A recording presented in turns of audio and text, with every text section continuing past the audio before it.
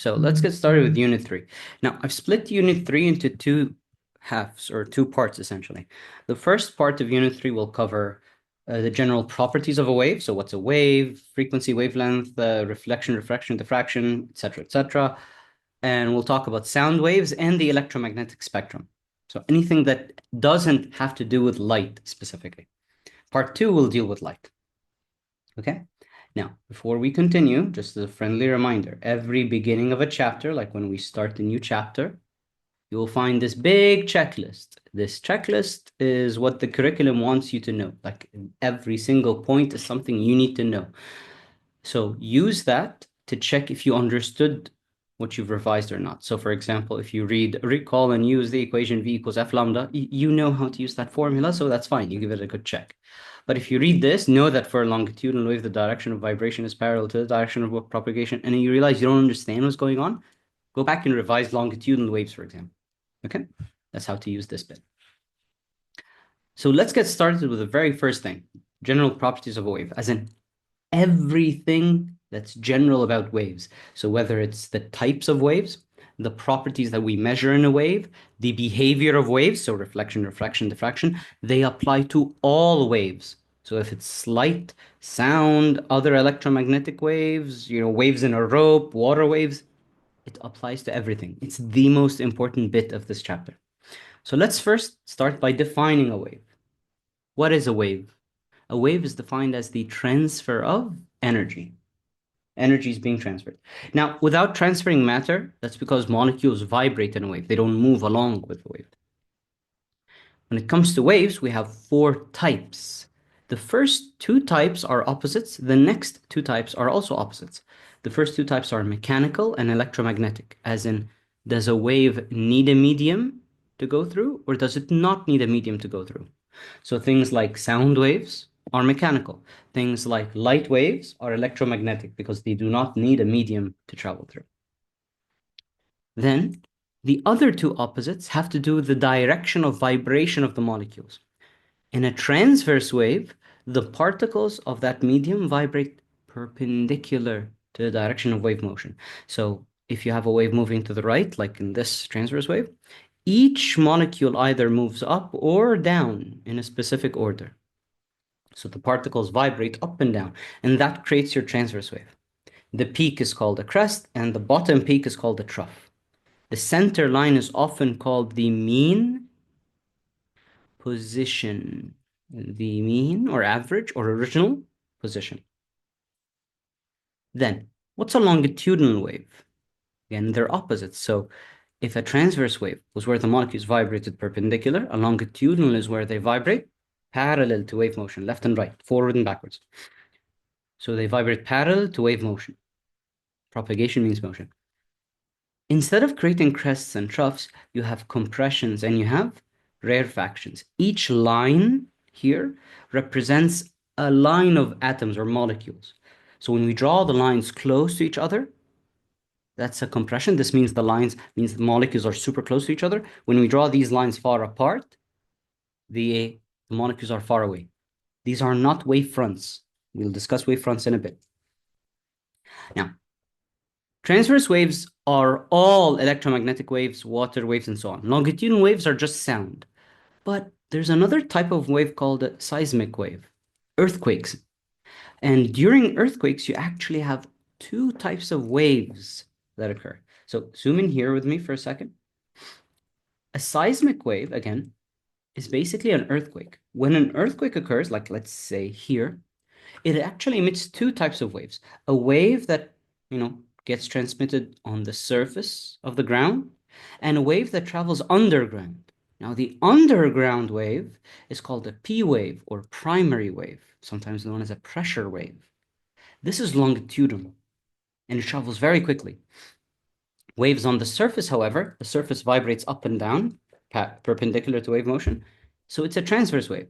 So it's called an S wave, surface wave, right? Or secondary wave. So keep in mind, during an earthquake, both longitudinal and transverse waves are produced. You just need to remember which is which. So P is primary, S is secondary. S is on the surface, P is underground. Okay. Next. What about the features of a wave? Like the properties that we measure in a wave. You have first what we call a wave front. When we start drawing waves to simplify our diagram, I forgot how to word there. To simplify our diagrams, a wave is drawn using a ray, which shows you the direction of wave motion. And we draw wave fronts, which are lines that are perpendicular to the ray. Perpendicular to the ray. These essentially show you where a crest is, if it's a transverse wave, or a compression is. So if this is technically a crest, and this is also technically a crest, the distance between them will be the wavelength of the wave. So keep that in mind. Now, sometimes these wave fronts will be drawn circular. So if it's a circular wave, we draw just circles. And the ray in this particular scenario will be drawn like so. Okay. Next. Well, let's go back to red for a second. Let's continue. So what is a wavefront? It's just a line that represents the crest of a wave. The distance between two wave fronts is the wavelength of the wave. What is amplitude? It's defined as the maximum displacement moved by the particles from their mean position or moved away from the mean position. So when the molecules move up or down, that distance is called displacement because it's measured from the center line. It's not the total distance traveled. It's just the distance from the center. The maximum displacement, so from the center to the crest or from the center to the trough, that is called the amplitude. And it represents how much energy there is in a wave. The greater the energy, the higher the wave. So very large wave, like think tsunamis that destroy us all, have a lot of energy and therefore very large amplitudes. Very small waves have very small amplitudes. Very small, cute. Now, what is a wavelength? Wavelength is the length of a wave, but to be specific, I want to talk about something. Sure, it's defined as the distance between two successive crests or two successive troughs. So if I zoom into this transverse wave over here, this is the wavelength, or this is also the wavelength. So from crest to crest or trough to trough. But a better understanding of what wavelength is the fact that it's the distance traveled by a wave when it finishes one oscillation. So let's talk about oscillations or vibrations for a second. The feature of waves is vibrations.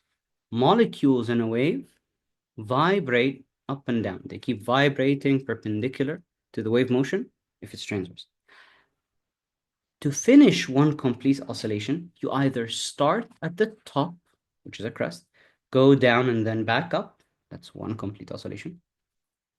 Or you start at the bottom, the molecule start at the bottom, which is a trough, go up and then back down. That's one complete oscillation. Or if the wave starts at the center, I kind of spoiled it already. If it goes up to the crest, down to the trough, then back to the center, that's one complete oscillation. So if I go back to the diagram down here, what else can I consider one wavelength? If you start at the center, go up, down, and back to the center, this distance horizontally is a wavelength.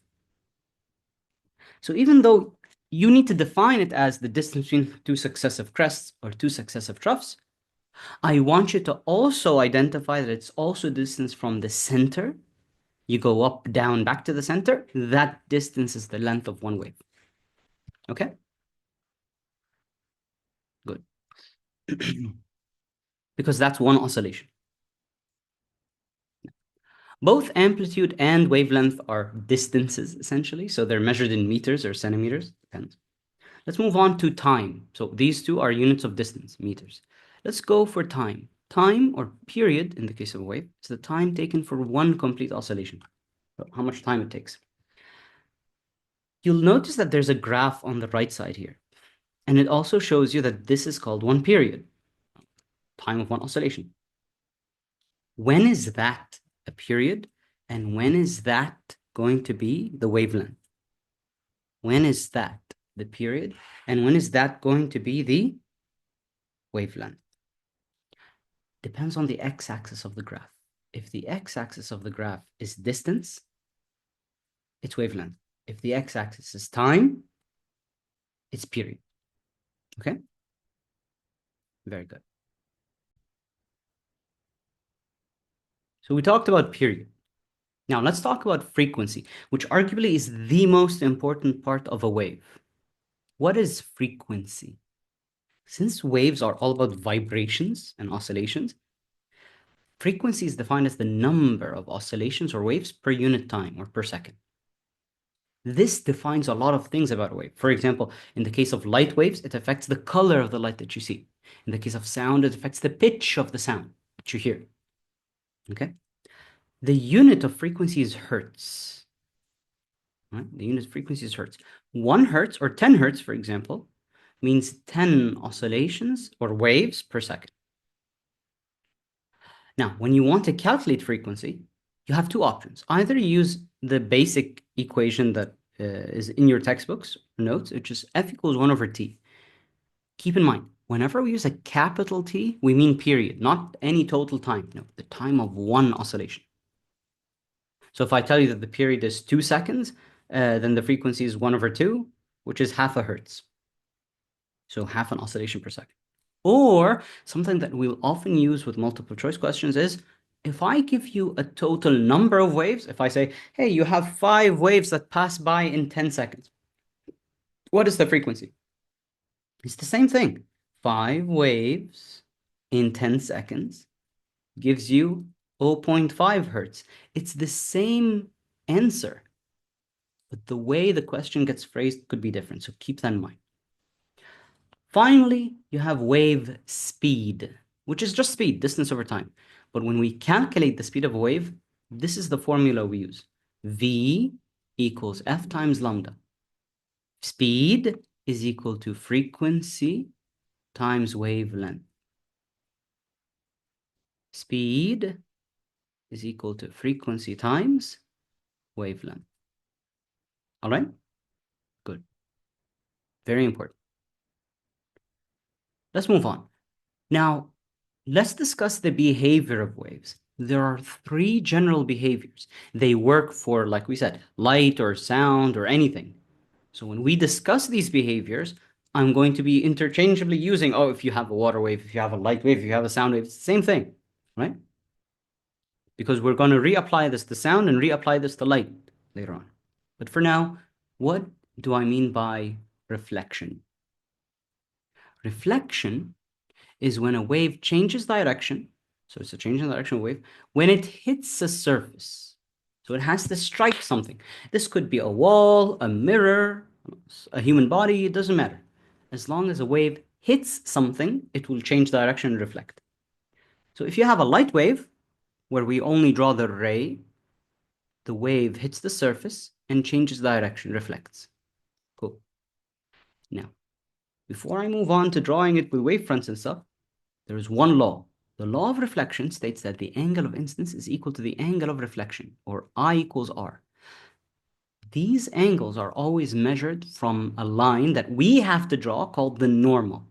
So we often draw a solid or dashed line that is perpendicular to the surface at 90 degrees to the surface where the wave hits the surface. So when you draw a line, it hits the surface, you stop right there, draw a perpendicular line, measure this angle, which is the angle of incidence. It's from the ray to the normal, not the mirror or the surface to the normal. And it should be the same angle of reflection. So this angle of incidence, if it were 60 degrees or so, the reflection would also be 60 degrees. What if you were to draw wave fronts alongside the ray?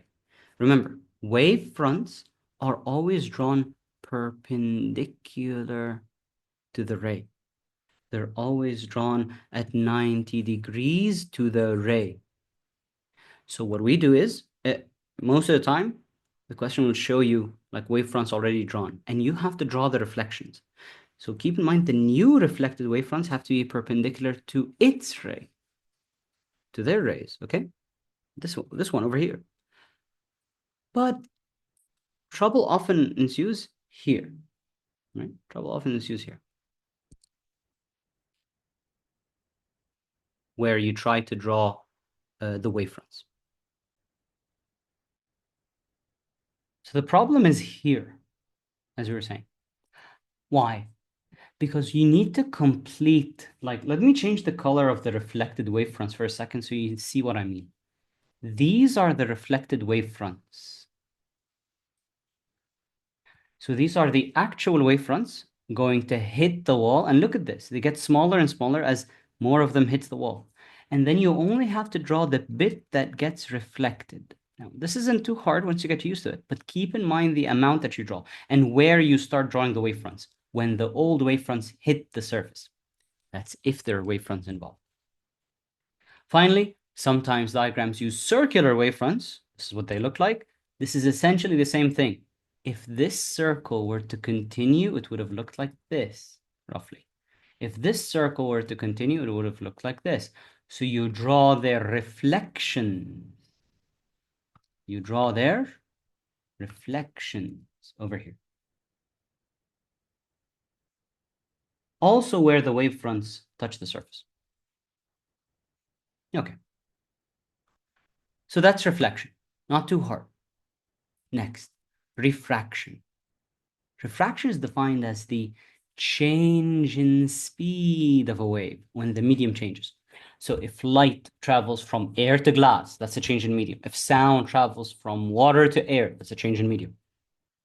If water waves travel from deep water to shallow water, that's a change in medium. So something about the substance you're going through changes. It could be an entirely different material, or maybe even the temperature of the material changes. Like if, by the way, this is true. If sound travels from hot air into cold air, that's considered the change in medium. The speed changes slightly because of the temperature of the air. It changes its density. Okay? So it's the change in speed when the medium changes. Notice how I did not say change in direction. The primary thing here is the change in speed. The direction could change, but that's an extra thing. That's an extra side effect. It's not the primary thing when it comes to refraction. So what is refraction? Change in speed when the medium changes. If we're moving from a less dense to a more dense medium, so figuratively, if we're moving from a light to a denser medium, the speed decreases. And if the speed decreases, according to V equals F lambda, if the speed decreases, the wavelength decreases. One very important thing. The frequency never changes. Frequency is always constant. Nothing changes the frequency of a wave after it's been emitted. Nothing can change the frequency of a wave after it gets emitted. So keep that in mind, please. So when we're moving from less dense to more dense, the speed decreases and the wavelength decreases. The wave can also bend, and it bends closer to the normal. We'll see a couple of diagrams in a bit. But if I'm moving from more dense to less dense, so if I'm moving into a less dense medium, to a nice empty medium, freer medium, I move faster. So the speed increases and the wavelength also increases. The distance between the waves increases. And the ray bends away from the normal. Again, the frequency will never change. Keep that in mind. Okay. Now, we just mentioned changing direction. Will the direction always change? No, it depends. If the wave, and specifically the ray, if the ray of this wave hits the surface at 90 degrees, again, let me zoom in for effect. Like, look at this, zoom in for effect. If the wave hits the surface at 90 degrees, it doesn't bend. It continues on straight, no problem whatsoever. It will only bend if the ray hits the surface at a what? At an angle. So if now the ray hits the surface, and then over here you can draw a normal, which means you have an angle of incidence, yeah, now it's going to bend. Now, how does it bend? You have two directions. Either the wave bends closer to the normal, and this happens when you're moving from less to more dense, and closer relative to where it was initially. So it was going down, it goes up a bit. so the angle of refraction becomes smaller. Or if you're moving from more dense to less dense, look at this. The wave bends away from the normal. The angle has to increase. The angle of refraction compared to the angle of incidence increases. It bends away from the normal. Now, a hint for when we're solving diagrams and ray diagrams here and wavefronts and everything, if I ask you to sketch or to draw the wavefronts when the wave bends, my advice is you don't have to bother with the ray itself. Like, just look at this and this. I just want these two, maybe these three, okay? Look at these wavefronts.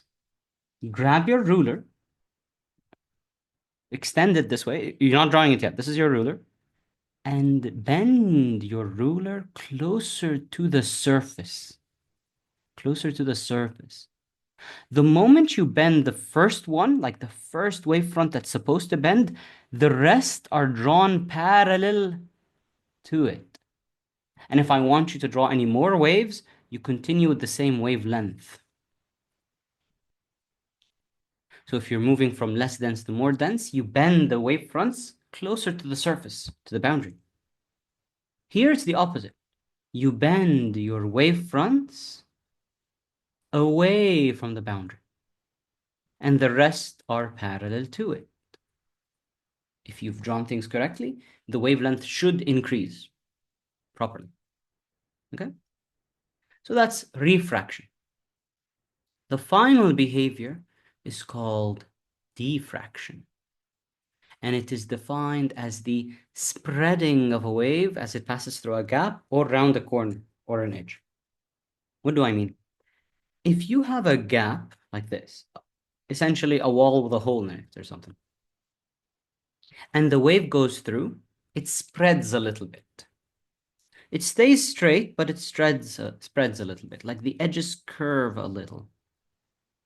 But it doesn't spread much, by the way, like just a bit. But that depends on what?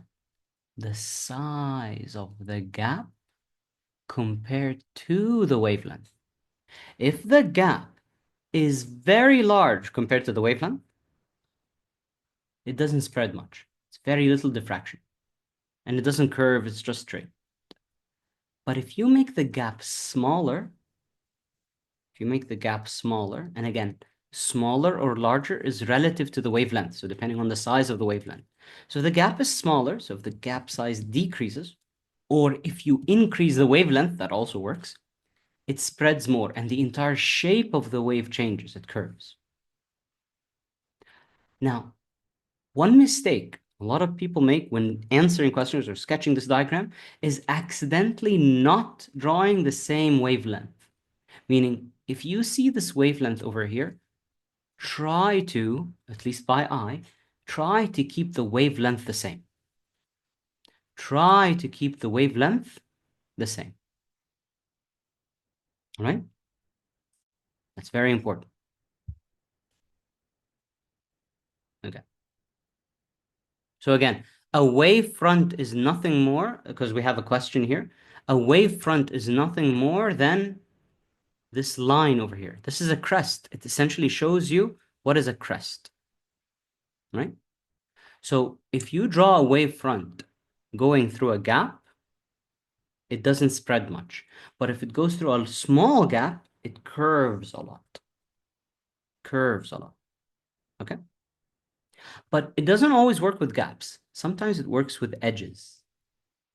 What do I mean by edges? What if you don't have a gap? You just have the corner of a wall or a corner of a building. Okay? If the wavelength, because now you only have wavelength to compare to. If the wavelength is very small, because there's no gap, it doesn't spread much. It spreads very little. So you draw these as straight, but then the edges are a little bit curved. Something you can do is draw this dotted line for reference. Like if you see a small wavelength, just draw a dotted line to show you that you're not going to spread much. So when you draw these lines, you can stop at them. You can stop at them and just curve the edge. And then And then if the wavelength is very large, the gap hasn't changed. There is no gap, it's an edge. It curves a lot more. Now, I want you to draw it a straight line almost until you reach the edge of the wall. Like, this isn't perfect either, but almost until you reach the edge of the wall. And then the rest of it will what? Will curve. Please wait. I'll answer your questions right away. Okay? Good. So if the wavelength is large and you just have an edge, you curve it a lot. If the wavelength is small, it doesn't curve a lot. Now, one of the questions that I remember in the past papers that used this concept was something like a mountain. Like, hey, you have a mountain and you have radio signals and microwave signals that are being released by some kind of radio tower. Toot, toot, toot, and you have waves. And you have a car on the other side. And the question was literally, hey, why do the radio waves reach the car on the other side of the mountain, but the microwaves, which have a smaller wavelength, why would the microwaves not reach the car? Because the microwaves have a smaller what? Wavelength, so they don't curve much, they don't diffract much. But because the radio waves have a larger wavelength, they curve a lot more. And therefore, the radio waves reach the car. So your phone signal won't get to you because phone signals are microwaves. But the radio signal of your radio will get to you if you're past the mountain and all of them are being released by the same tower. Capit? Caput. Very good.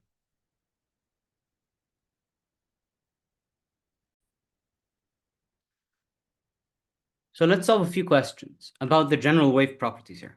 First question asks you two types of seismic waves are P waves and S waves. So remember, P waves are primary, they're underground, longitudinal. S waves are on the surface and they're transverse.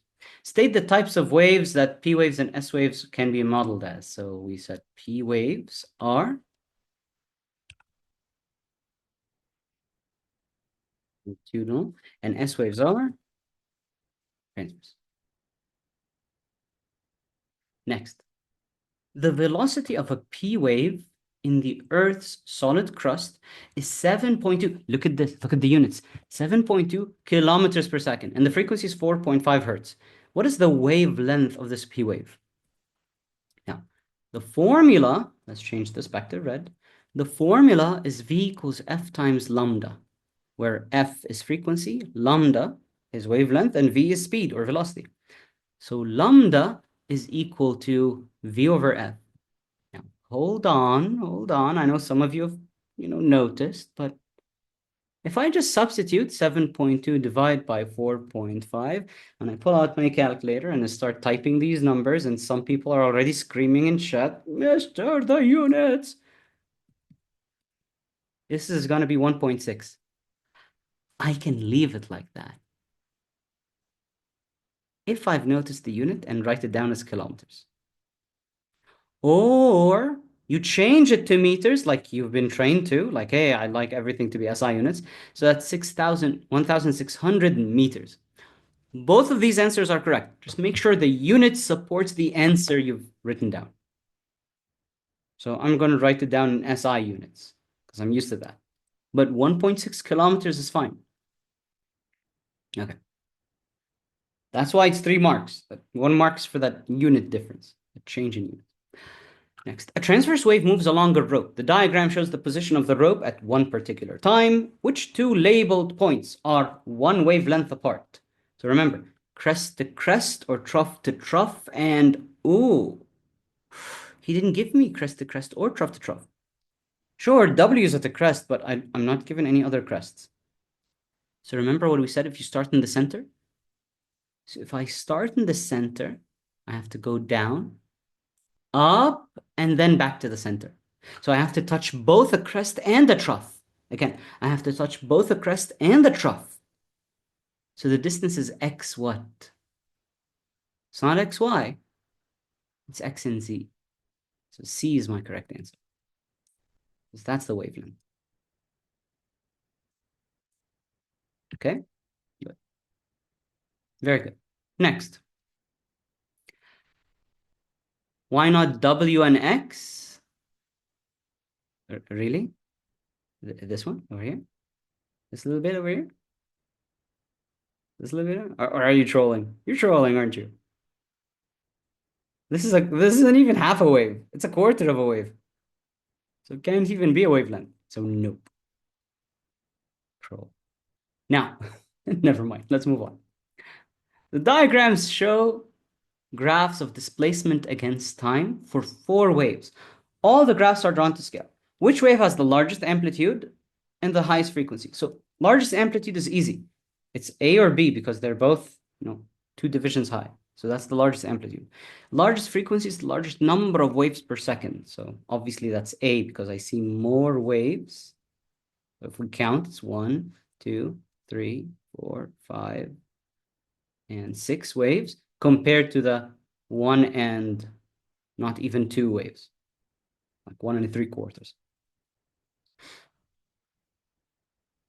Next. Figure 6.1 shows the crests of a plane water wave approaching a barrier in a gap. Draw 3 crests of the water wave to the right of the barrier. Now, you need to ask yourself, is the gap small or large? You don't need to think too hard. Small. So what do? Going to draw it curved and spreading out a lot. One thing you can do is to draw these, remember, those supporting dots. So like, it's going to curve a lot. So this is where it's going to stop, maybe. If it hits the wall, that's fine. But let me show you the wrong way of doing this. You're going to go like, haha, see? There we go. Can you tell me why this is wrong? Like I've curved it right, but why is this wrong?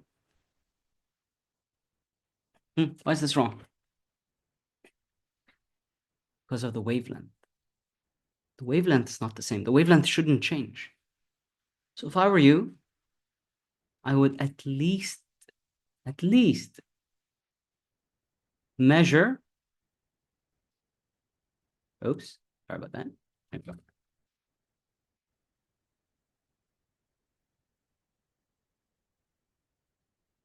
The application really didn't like me drawing erasing that.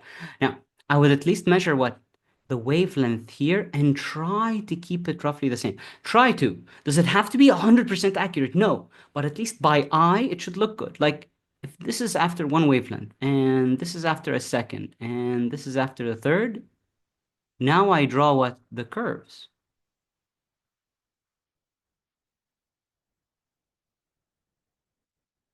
Because which graph is this? Which diagram, sorry, is this?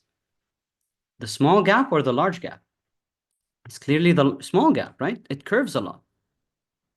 Huh? Remember? We mentioned this earlier. It'll curve a lot.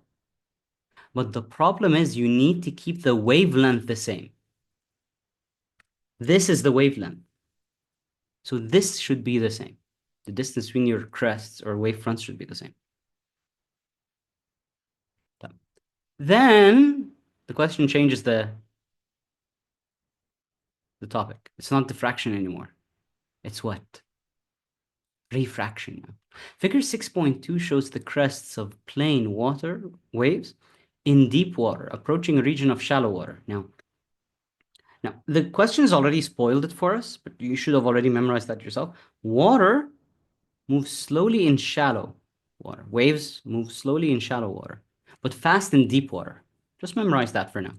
Deep water means they move fast. Shallow means they move slow. So the shallow is the more dense medium.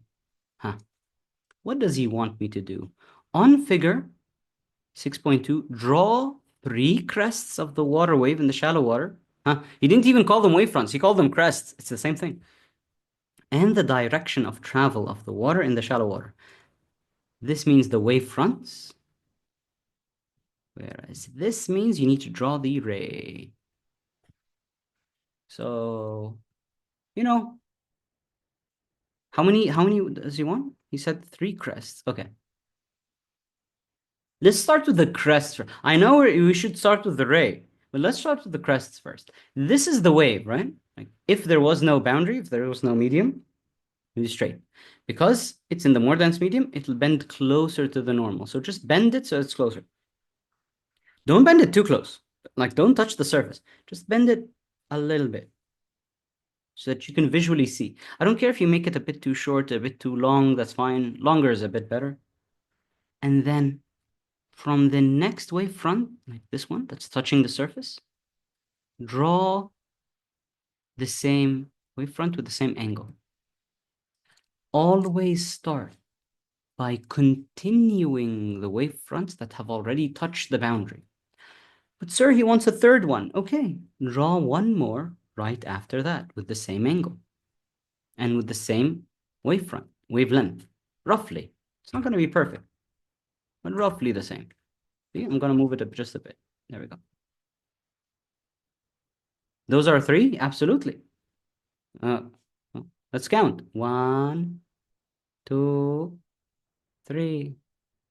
3 wavefronts.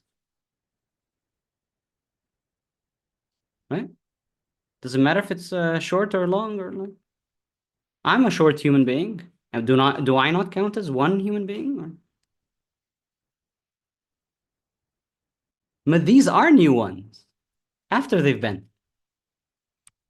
Okay? Now,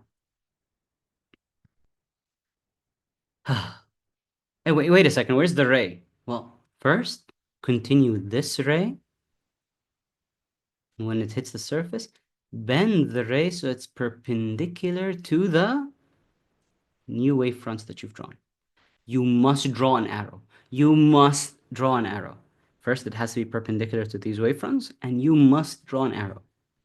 Without it, it doesn't count. So here are the crests. Here's the direction of motion. Moving on. State 2 ways in which transverse waves differ from longitudinal waves. State 2 ways in which transverse waves differ from longitudinal wave. Do you remember what they are? Let's go back. What's a transverse wave? What's a longitudinal wave? They're right here. They're right here. So state 2 waves in which they differ. Transverse waves are waves where the molecules vibrate perpendicular to wave motion. Longitudinal waves are waves where the molecules vibrate parallel to wave motion. Cool. So that's one answer. What's the other? What do you think is the other? You can just mention what they're made of. A transverse wave consists of what? Crests and troughs. A longitudinal wave consists of what? Compressions and rarefactions. These are two different answers, by the way. Because one, you talk about the molecules' vibrations, like how do molecules vibrate and move? And the second is, what does it consist of? So particles in transverse waves vibrate perpendicular to wave motion. Right? And transverse waves consist of crests and troughs. Maybe I should make the font a bit smaller so it could fit, but this is fine.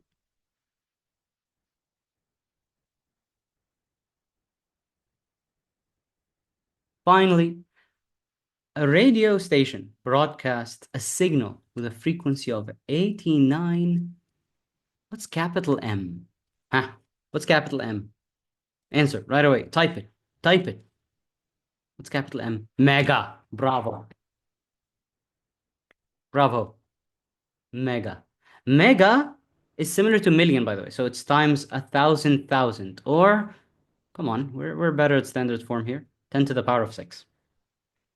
So that's 89, 10 to the power of 6. What is the wavelength of this signal? Let's work it out. V equals F times lambda. So lambda equals V over F. Sir, I don't have the V. I remember putting this question in, or like having a similar question to this in a mock exam once, and everybody was crying like they didn't know the speed. We're going to study this, we're going to revise this today. But since he said radio waves, all electromagnetic waves have the same speed, which is the speed of light. That speed is 3 times 10 to the power of 8 meters per second. So the reason why the speed wasn't given was because you were supposed to memorize that value of speed. It applies to radio waves, X-rays, microwaves, ultraviolet, everything. Over 89 times 10 to the power of 6. So let's type that down. 3 10 to the power 8 over 89 10 to the power 6. This gives me 3.37 meters. So the correct answer here is 3.4 because that's rounded up. Okie dokie. Remember, examiners can be evil, by the way. Because if you forget to change, mega means times a million, times 10 to the power of 6. So if you forget to change the mega and just leave it as 89, you will get 33707, change that to standard form. It's 3.37 10 to the power of 6. It'll give you 3.4 mega meters. So keep that in mind. Okay? How did I get 3 times 10 to the power of 8? You memorize it.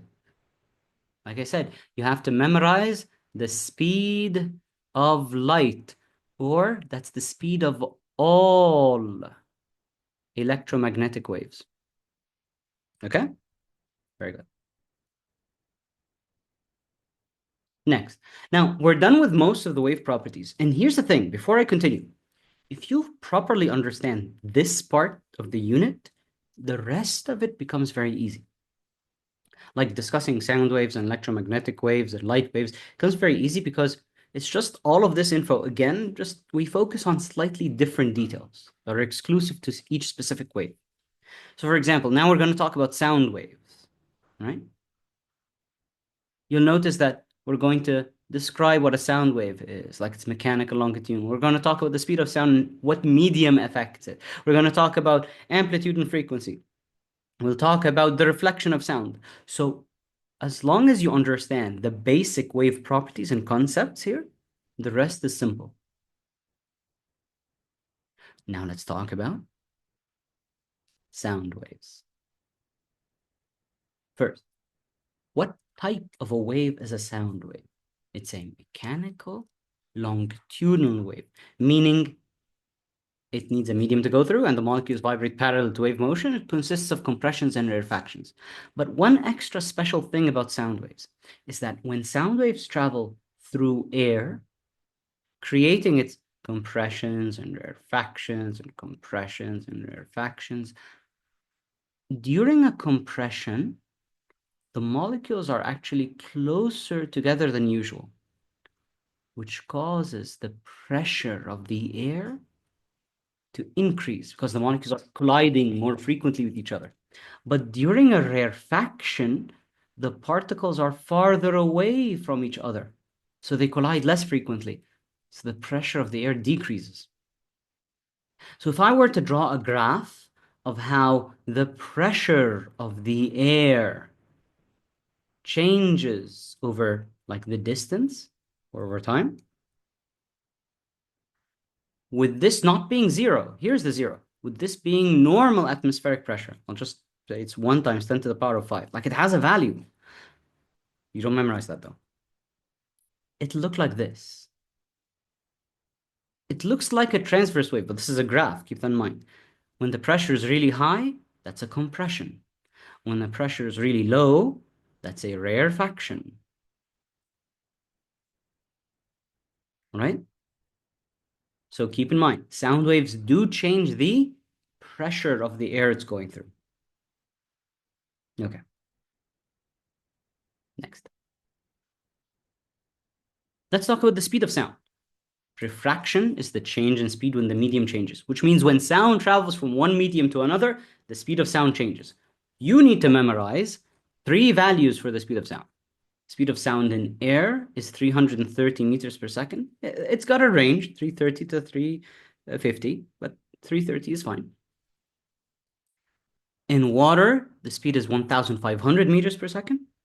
And in steel, solids essentially, it's about 5,000 or 6,000 meters per second, which means sound travels the fastest in solids, but the slowest in gases. Why? Because sound waves are longitudinal. The molecules vibrate parallel to the direction of wave motion. Since solid molecules are already super close to each other, it's very easy for it to transmit sound quickly. And since gas molecules are all far apart, relying on them to transfer sound, just vibrations forward and backwards, is quite slow compared to solids. 330 meters per second is still really fast for us, human beings, that is. Yeah. How do I find the speed of sound? Now, if you ever study AS physics, we have a much more accurate experiment to find the speed of sound. So far more accurate than this nonsense that we're going to describe. But this is very nice and basic. You can do this at home. Grab a brother or a friend or kidnap somebody, and then give them a stopwatch. Make sure they don't move from their place. So maybe have them sit down in a chair. All right. Maybe tie them to the chair. And you get a gun. Now, obviously, this gun does not shoot bullets. Okay? Maybe it does. This gun does not shoot bullets. But this gun produces two things: a large puff of smoke or a flash so you can see it, and sound. Now, here's the question. What travels faster? The light or the sound? You get steps on how to kidnap someone? No. This tutorial is about physics, okay? Not about kidnapping people. Cool? Light obviously travels faster. And light travels so fast, it's almost negligible. The time it takes to travel is almost negligible. And then you hear the sound.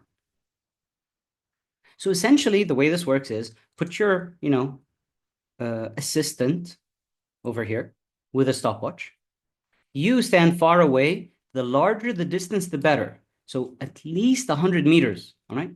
But even more is better. So at 300 meters, that's a lot better because now the time will be about a second, which is good. So stand about 100 to 300 meters away. And then when you fire the smoke pistol, your assistant will see the puff of smoke first, or the flash first.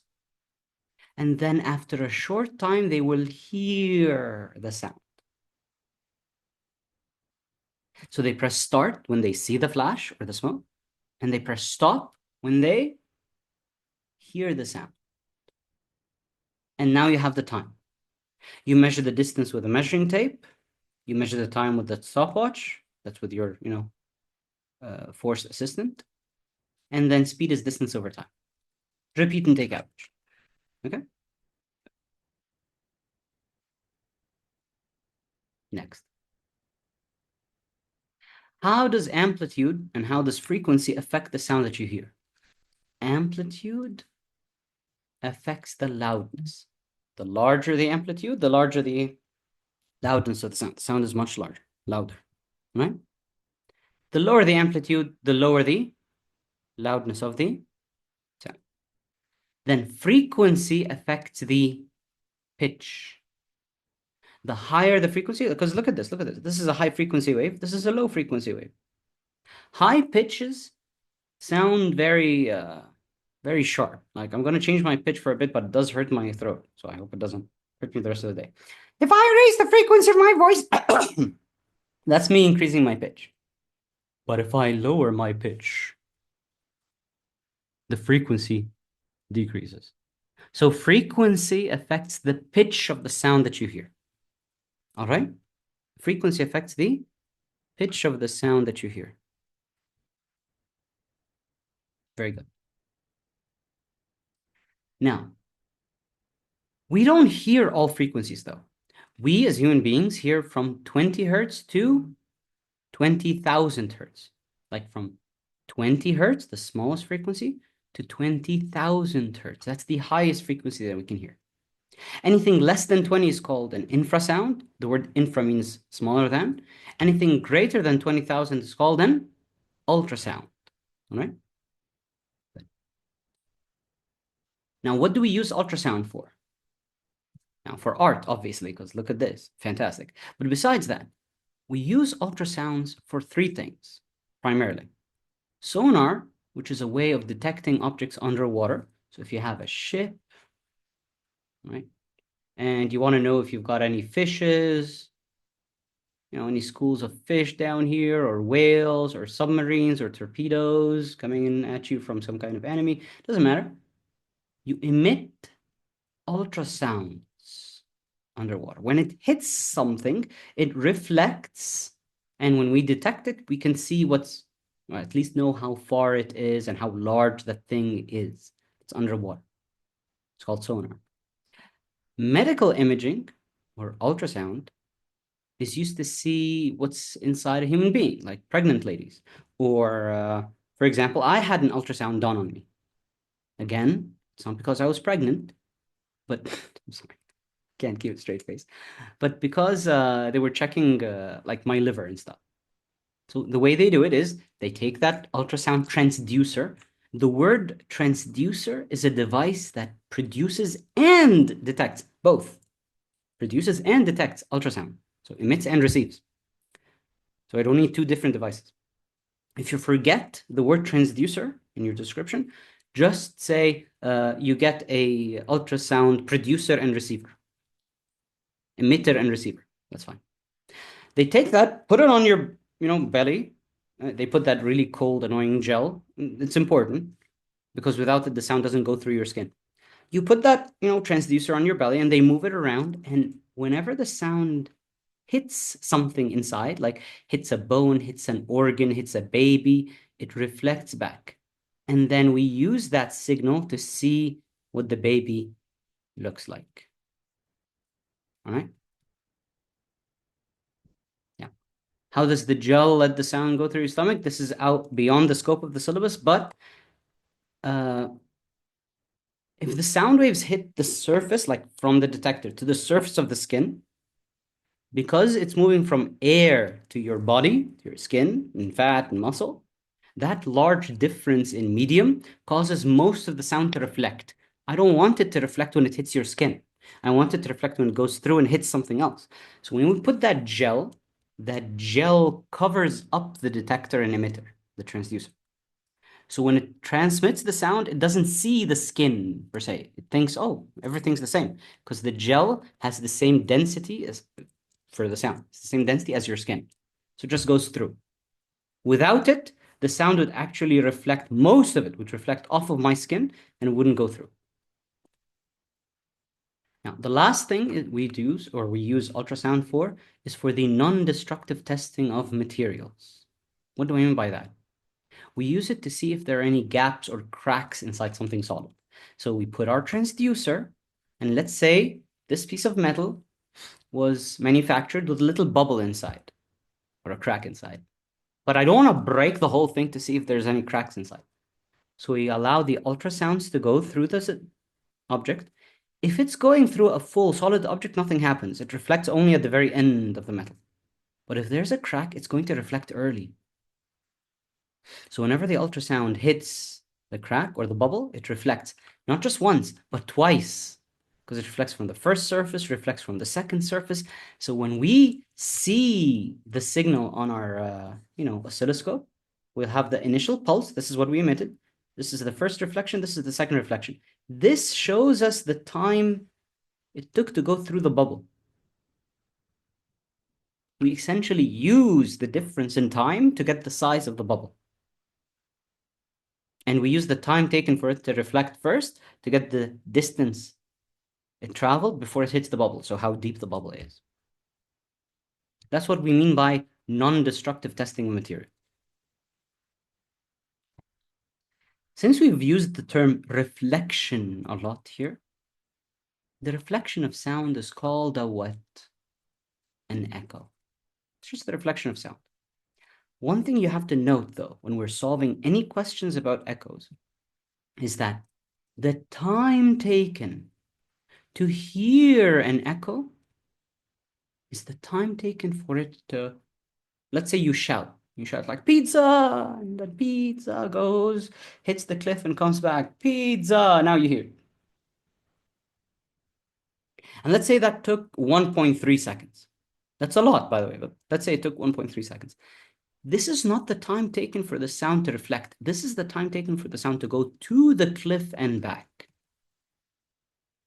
So if I give you the distance, or sorry, if I give you the speed of sound, which is 330 meters per second, the distance that you get is the distance to the wall and back, not just to the wall. So if I want the distance to the wall, this is what I need to do. Oh, distance is speed times time. So the speed is 330 times 1.3, divide by 2. Because 1.3 seconds is the time taken for it to go to and back. Which is why here in the notes, I've written down as speed is double the distance over time. It doesn't mean the distance is actually double, but the d here is not the distance traveled by the sound. This is the distance to the wall or to the reflecting surface. Right? This is shown by the very first question we're solving right now. Look at this. Let's solve this. A boy shouts, and here's the echo from a tall building 2.2 seconds later. So you hear the echo after 2.2 seconds. The speed of sound is 330. How far away is the boy from the building? Distance equals speed times time. The speed is 330 times 2. No. This will give you the distance to the building and back. I don't want the distance to the building and back. I want just half of that. I just want it to the building. So you divide that by 2. So 330 times 2.2 over 2 gives you 3.63, which is 360.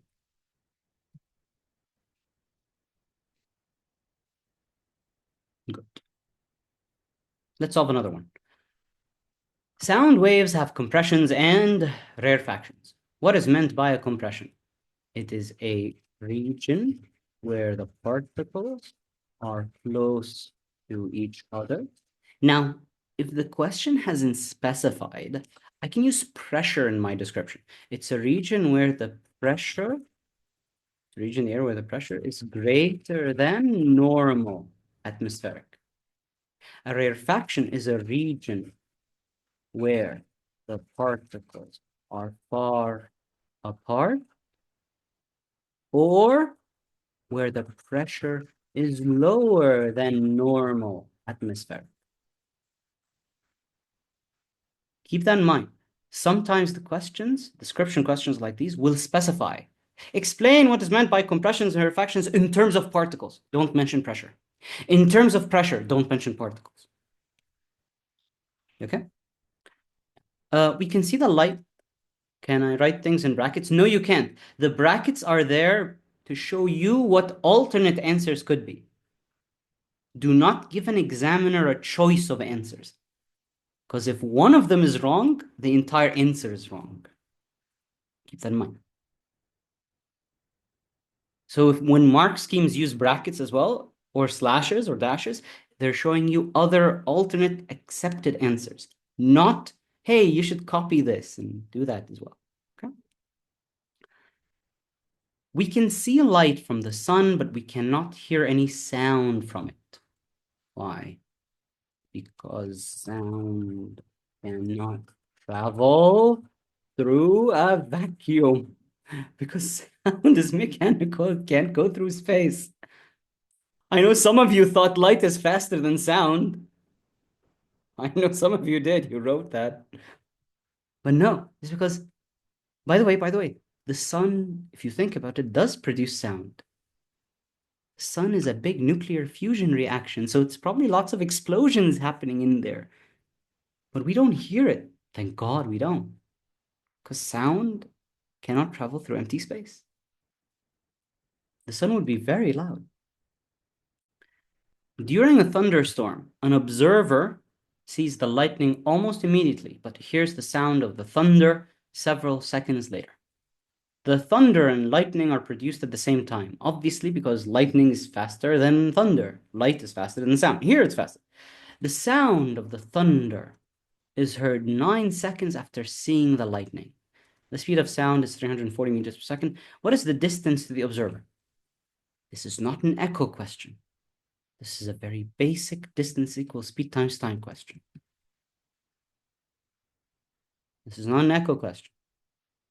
This is a very basic 340 times time question. Okay? Nothing special. Next.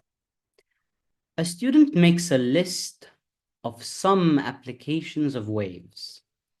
Medical scanning of soft tissue. Sterilizing water. Using sonar to calculate the depths of the ocean. Which, of course, which applications use ultrasound? Now, medical scanning of soft tissue. Yep. Sterilizing water. No. This is actually ultra, the use for ultraviolet radiation. Sound doesn't sterilize, ultraviolet radiation does. We'll mention that right now. Like we're heading down to the electromagnetic spectrum to finish off the class. Sonar, yep. So 1 and what? 3. So our answer is C. Okay. Do you have a question? The previous question?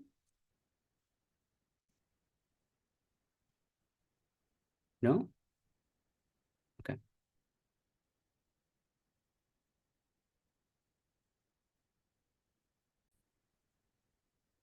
Okay.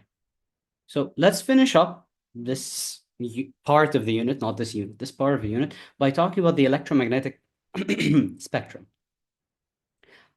What is the electromagnetic spectrum? It's all of the electromagnetic waves that exist in reality, in the universe, at least as far as we know. But before we discuss the differences and what their names are, what you use them for, etc., a few common points. All of the electromagnetic waves that we'll discuss can all travel through vacuum. That's a feature. They all have the same speed in air or a vacuum, which is 3 times 10 to the power of 8 meters per second. You need to memorize this. You need to memorize this. It's not going to be given. Sometimes it will be given in questions, but not always. And then all of them are transverse. There's no such thing as a longitudinal electromagnetic wave. They're all transverse. Okay. So how do you memorize the spectrum and why are all of these waves ordered this way? They're ordered in the order of their frequency, where as you go to the right, the frequency increases. So gamma rays have the highest frequency. Radio waves have the lowest frequency. But keep in mind that frequency and wavelength are inversely proportional. If I have a very high frequency wave, naturally the wavelength is smaller. If you have a low frequency wave, so you have less oscillations per unit time, naturally the wavelength is larger. So gamma rays have the highest frequency, the shortest wavelength. Radio waves have the lowest frequency, but the longest wavelength. So how do you memorize these then? My advice is always start in the middle with visible light, and remember that visible light consists of 7 different colors: red, orange, yellow, green, blue, indigo, and violet. Roy G. Biv, right? So Mr. Roy, middle name, or like middle letter G, Biv, Mr. Biv. Anything higher than violet is ultraviolet, because the word ultra means greater than, right? Wish there was a plus ultraviolet then. Would have been cool. Now, if anybody gets that reference, you're cool. Now, X-rays are higher than ultraviolet, and gamma rays have a higher frequency than X-rays. These aren't like one specific values. Ultraviolet waves have a range of values. Yes. X-rays have a range of values. Gamma rays have a range of values. So keep that in mind. It's like a group of values. If you go lower than red, you have infrared. So less than red. Then if you go less than red, you have microwaves, and then you have radio waves. Now, most of the waves on the right side, these high frequency waves, are harmful. They are ionizing. They can cause damage. And the higher frequency they are, the more harmful they are. So gamma rays are the most harmful, X-rays slightly less so, ultraviolet, harmful, but not so much. Infrared, microwaves, and radio waves, in essence, are not very harmful, but they do have their own dangers. We'll discuss them in a bit. Not radio, though. That's literally nothing. But first, what do we use them for? Starting from the bottom, radio waves are obviously used for communication, right? Radio and TV transmissions, or what we sometimes like to call terrestrial communication, meaning on Earth. We don't send it to satellites and back. We don't use that. We don't use radio waves for that. We also use it for Bluetooth communication. Okay? Then we use it sometimes for astronomy when we send radio waves out into the universe, not to satellites, into the universe, or try to see if we can detect radio waves. Right? RFID. You all know what RFID is. You know, those tags that you use. I use it for my elevator here because it's got an RFID tag. I have an RFID tag for school when I log in and open up, security doors. So microwaves. They're used for satellite television and mobile phones and Wi-Fi. These are the primary uses. I know everybody thinks of ovens, but that's not the primary use. The primary use is satellite and mobile phones. Only one specific value is used in microwave ovens, and that value is the natural frequency of water. So it doesn't actually heat your food directly. It vibrates the water molecules inside, which heats up the rest of your food. This is where the danger comes from, not these. These aren't dangerous. These are. Infrared. We talked about them in Unit 2.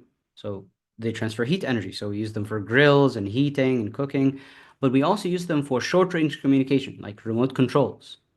Intruder alarms. Those elevators that close and open, or like mall doors that open and close automatically. That's because they have an infrared emitter at the top that emits infrared waves, and there's a reflector on the ground. When you break that beam, you don't see it. It's literally a laser beam. It's invisible. When you break that beam, it opens the door for you.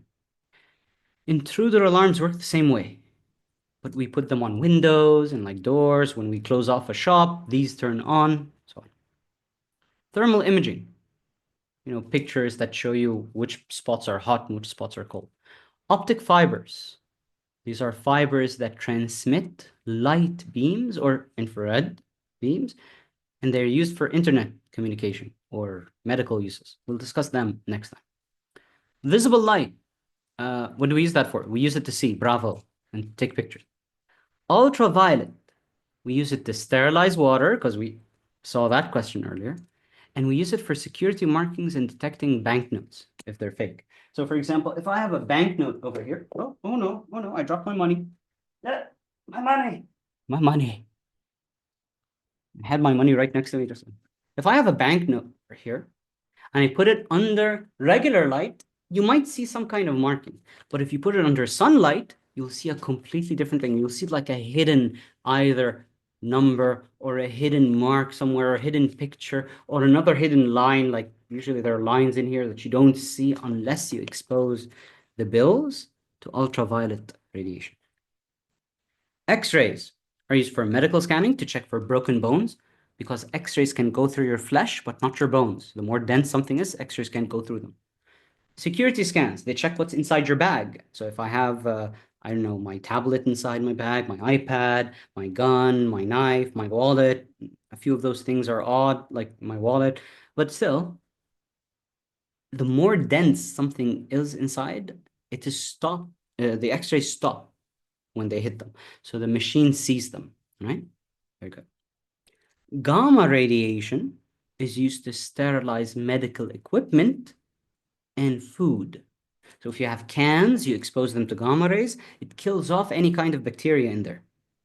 If you have medical equipment, like, scalpels and forceps that, doctors use during surgery, they're exposed to gamma rays after they're cleaned, obviously, in order to kill off any kind of bacteria or viruses on them if there's any that we don't see.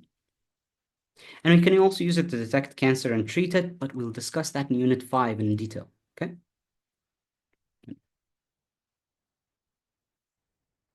Next up, we mentioned that they're harmful. Specifically what? Microwaves are harmful, that single frequency that you use in the oven, because it heats up your cells on the inside. Infrared can burn you if it's, hot, obviously. Ultraviolet can damage your eyes and cells or can give you skin cancer if you're exposed to too much sunlight. If the sunlight is too strong, it's not just the heat that gets you, it's the ultraviolet radiation that can get you. X-rays and gamma rays are both ionizing, so they can damage your cells or mutate them. Now, satellites. I'll be honest with you about something. This has not been used in any questions yet. Like the types of satellites that we use microwaves for, because we use microwaves for satellite communication, have not shown up in questions yet. It's in the syllabus. You'll find a line or two about them somewhere here. Hold on. Oh yeah, there we go. Look at this. This is from the syllabus. Know that communication with artificial satellites is mainly by microwaves. Some satellite phones use low orbit artificial satellites. Some satellite phones and broadcast TV use geostationary satellites. So what's the difference? Low orbit satellites are satellites that just orbit the Earth in any angle or direction we choose. We get to choose where it goes. It's mostly used for phones, for satellite phones. But geostationary orbits are satellites that orbit the Earth around the equator. So it has to be parallel to the equator. And it also like orbits from west to east, but the important thing is it's always above the equator. And it takes 24 hours to orbit, meaning it rotates with the Earth, which is why we use it for TV. So we send microwaves, like let's say I live here in Egypt, we send microwaves to the satellite. The satellite sends out that same wave to the entire region, so everybody watches the same channels. And because it's always in the same place, we get the same signal. It's called a geostationary orbit. The word geo means Earth, and stationary means not moving. You get the idea. Then, starting here are things that have been added new to the syllabus in 2023. What do I mean? Any exams before 2023, you will never see any of these questions yet. Okay? So for example, what do mobile phones use? They use microwaves. And Wi-Fi, they use microwaves. Why? You have to memorize the advantage because microwaves can penetrate through walls and only need a short area or a short antenna for transmission and reception. These are things that you have to, unfortunately, just memorize and state. What do we use Bluetooth for? Or like what type of wave do you use Bluetooth? Or radio waves. Why? Because radio waves can pass through walls. That's the advantage. Disadvantage, the signal gets weaker when they pass through walls. What do we use optic fibers for? Or what types of waves do you use in optic fibers? Visible light and infrared. So high-speed communication. Broadband means internet. To those of you who don't know, the word broadband, high-speed broadband means internet, okay? And why do we use them? Because number one, it's the first advantage. Optic fibers are transparent to visible light and infrared, which means they can undergo total internal reflection inside. Some other waves, like gamma rays, don't even care that, like glass exists or optic fibers exist. They just go through.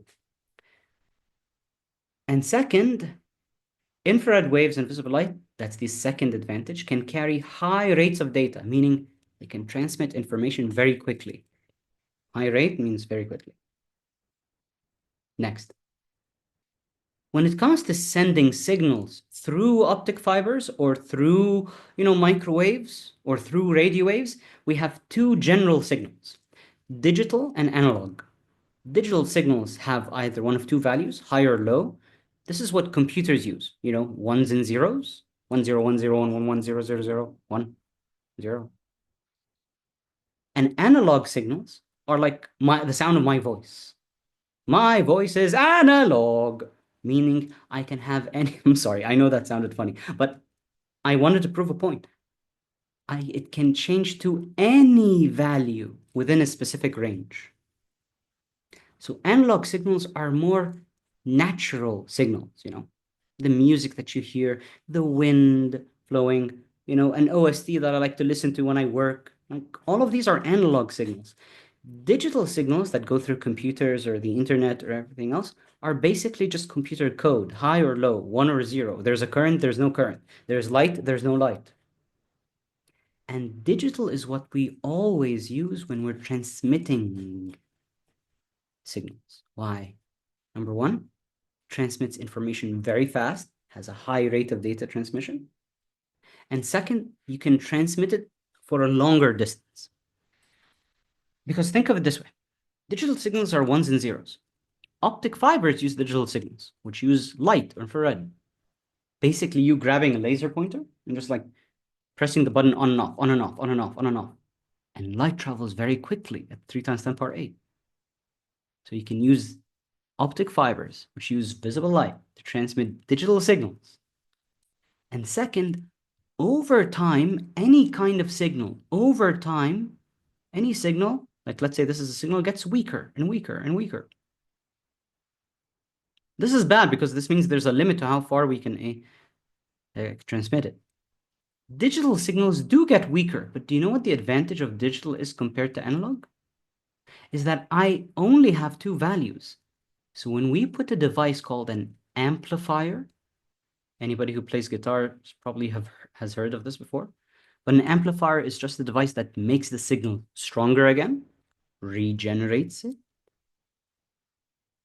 An amplifier makes the signal strong again. Since it's digital, we know it's either 1 or 0, so cool. But analog signals, when they get weaker, become very hard because that means we can mess up the signal when we amplify it because we don't know what the original values were. That's a lot of, by the way, rant for something as simple as the advantage of digital over analog. You just need to memorize these two. And why? Because digital signals aren't affected by noise.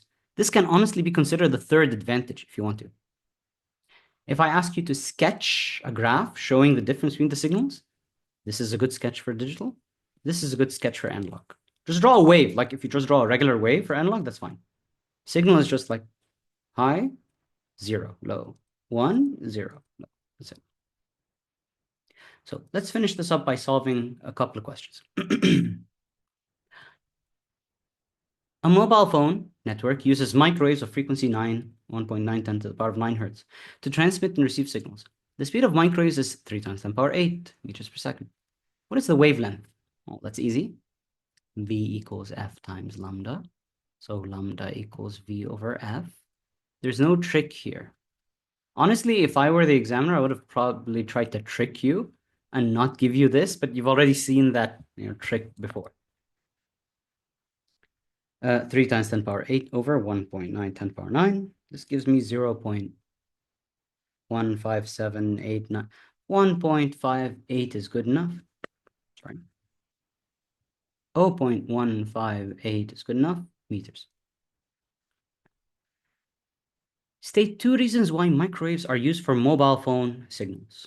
Number 1, they can pass through some walls. And number 2, they only need a short aerial or antenna to send and receive signals. Next. All mobile phone networks use digital signals to communicate with the phone. Describe with the aid of a diagram. Not you may draw a diagram. No, no, no, no, no. With the aid of a diagram, meaning you have to draw the diagram.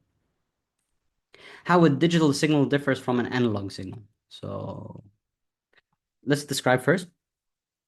Digital signals consist of one of two values, high or low. Analog signals can have any value within. And how do I sketch them? Sketch the two graphs I showed you earlier. This is digital. This is analog. I don't care where the x-axis is, that's fine. State 2 advantages of using digital signals rather than analog. So digital signals, just the advantages. So they transmit data faster. So, if you forget the word rate of data transmission or greater rate of data transmission, that's fine. They have a greater range. You can also say they're less affected by noise. So that's the first question. Second, two types of electromagnetic radiation are used in glass optical fibers for high-speed broadband.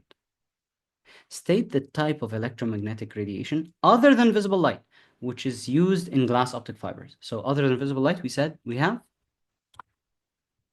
infrared waves. Then give two reasons why these two types of electromagnetic radiations are used in glass optic fibers for high-speed broadband. Remember, I told you, you're going to memorize these. So if you scroll back up, why? Number one, the transparent to visible light. Glass is transparent to visible light. And number two, they can carry high rates of data. That's it. You copy the same answers. Glass is transparent to visible light and infrared. And then they can transmit high rates of data. Or they transmit the information quickly, or they transmit data quickly. Good. I think this is the last one. A television, TV station, transmits a signal to a television receiving dish. The television has an on and off indicator. The television is switched on by a remote control. Oops, I wanted to zoom in. By a remote control, which changes the indicator light from red to green. Which electromagnetic wave has the longest wavelength? Ooh, now, hold on. Let's write down the names of these waves. From a TV station to a satellite, these are microwaves. Then from the remote control to the TV, that's infrared.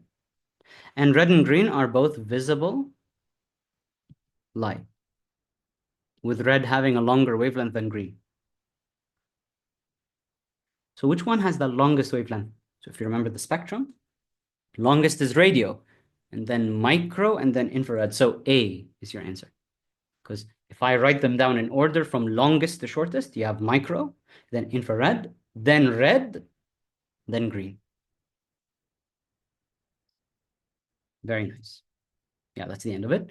And that, ladies and gentlemen, is the end of the first half of Unit 3, where we discussed the properties of waves, sound waves, and the electromagnetic spectrum.